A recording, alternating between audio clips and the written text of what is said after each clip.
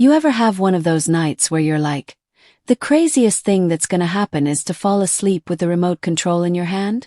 And then the universe is all, nope, hold my beer. That was me. I was fast asleep on my couch. Some last-minute game show flickering across the living room when my phone is glowing like the bat signal. Unknown caller. The hour 2:39 a.m. I should have let it go, but muscle memory is persistent. I answered groggy, thinking perhaps some family crisis. Nope. A voice screamed through like a fire alarm. What are you doing in that house? You are being evicted right now. Pack up and wait on the curb. Now, let me inform you, I've had coffee that didn't wake me up so quickly as that. Nevertheless, half asleep, I attempted to find my bearings. Was this some sort of joke? The voice continued announcing herself. I'm Loretta, president of the Oakwood Bluffs Homeowners Association. And you don't belong here. I just closed on that property 3 weeks prior. Signed all the papers, paid out the nose, filed my documents and deed with the HOA office the next day. That deed was stored 10 feet away in a wildfire-rated safe, and one stubborn bureaucrat. So still attempting to retain some vestige of manners, I said, Ma'am, I own this residence. Is something missing from the paperwork? But Loretta wasn't having it. You sign no occupancy approval. Vacate right away or else. Then click. She hung up. I looked at the phone like it would tell me I was being punked. But before I could set it down, she called back even crazier, threatening cops. Something inside of me just shattered. You want cops? I'll call them myself. I snapped, voice like stone. And that is what I did. Called the non-emergency sheriff's line. Gave it all to them.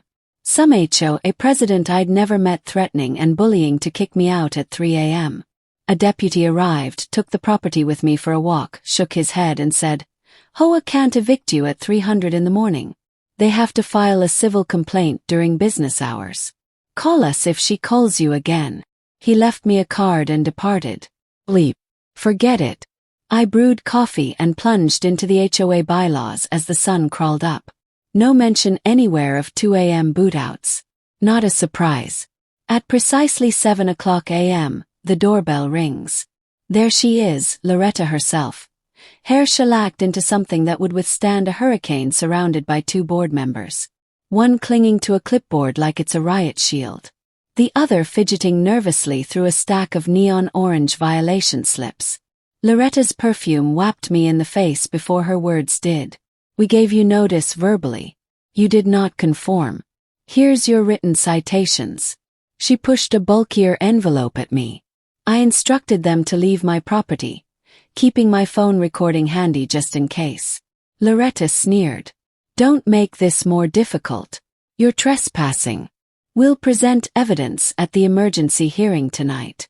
I couldn't help but chuckle. Secret trials now. I informed them I would require official notice and documentation and gestured to my Ring doorbell. Mail. You're already being recorded.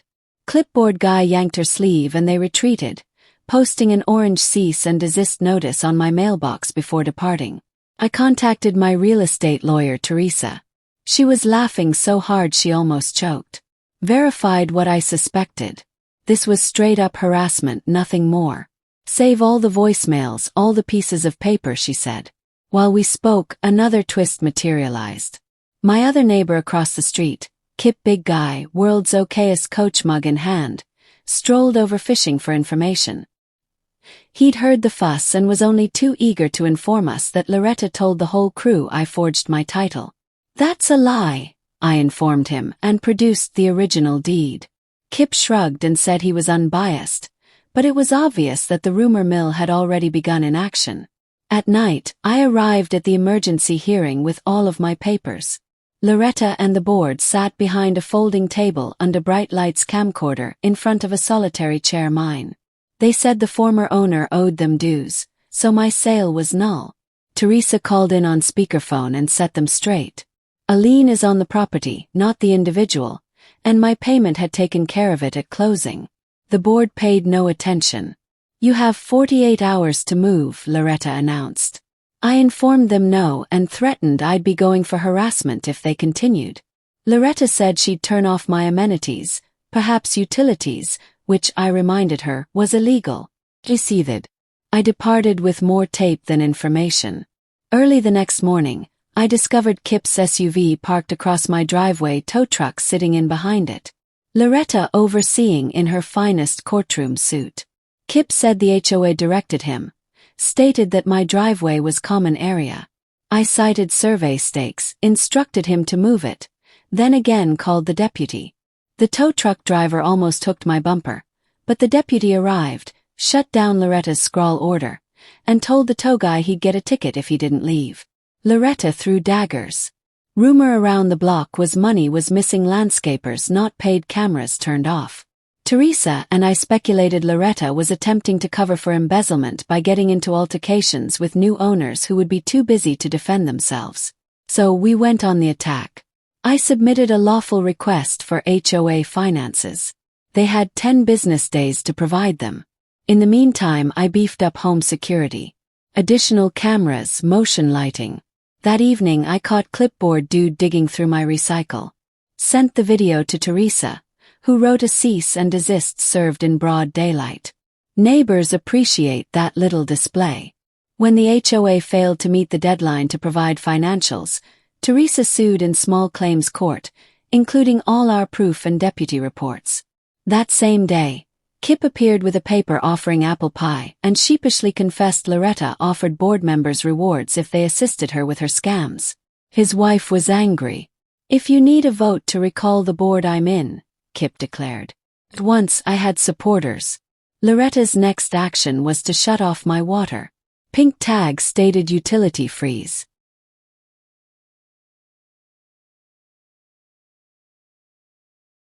Legal as hell. Called the county. They sent someone over immediately. Turned out anyone could purchase that lock at Home Depot. The inspector took notes and turned on my water again. I pressed charges the next time. When the police went to confront Loretta, she attempted to state that the HOA owned my pipes. The deputy laughed. The rumor machine went into high gear. A retired accountant, Miss Dahlia, volunteered to audit the books when we received them. We had a meeting at the park. 70 neighbors attended, ranging from stroller parents to old-timers. I presented them with the evidence. We drew up a recall petition and by the end of the night had twice the signatures needed. Loretta went into full smear campaign, sending out glossy flyers labeling me a trespasser. Trouble is, everyone had already witnessed the sheriff at her doorstep. In the hearing in court, the judge instructed the HOA to provide their finances and fork over $10,000 in fines. When the boxes finally came, my small kitchen became audit central. Medallia Kip receipts galore.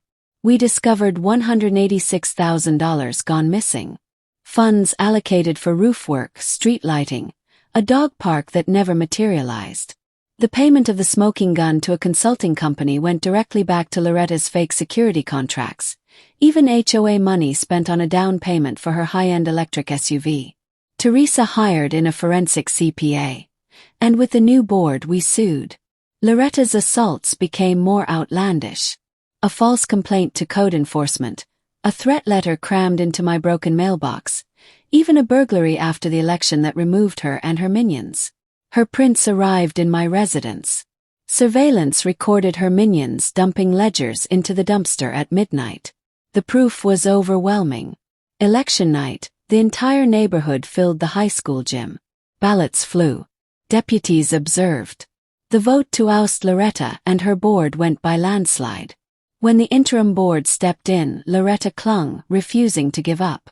Toy laptops insisted they had her recipes. Cops intervened. The online trail revealed tens of thousands diverted to shell companies' prepaid debit cards. Family affair.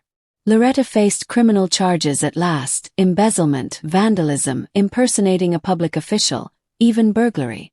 She posted bail, but the evidence continued to accumulate.